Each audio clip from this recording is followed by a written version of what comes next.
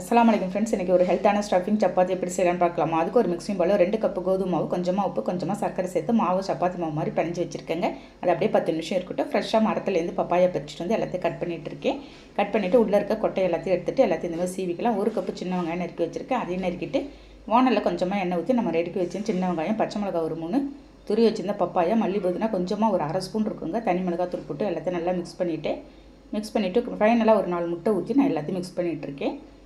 அவ்வளோதான், ஸ்டஃபிங் நமக்கு வந்து ரெடி ஆகிடுச்சு. அதுக்குள்ளே மாவு ரெடி ஆகிடுச்சிங்க.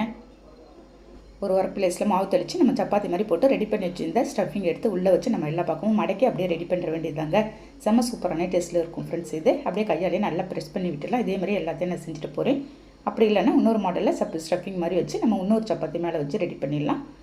ஒரு பிரேக்ஃபாஸ்ட் ரெசிபியாக இதுக்கு வந்து இன்றைக்கி செஞ்சு சாப்பிட்ருக்கோங்க நாங்கள். ஓகே ஃப்ரெண்ட்ஸ், ஒரு ஹெல்த்தான ரெசிபி இன்றைக்கி ட்ரை பண்ணியிருக்கேன்.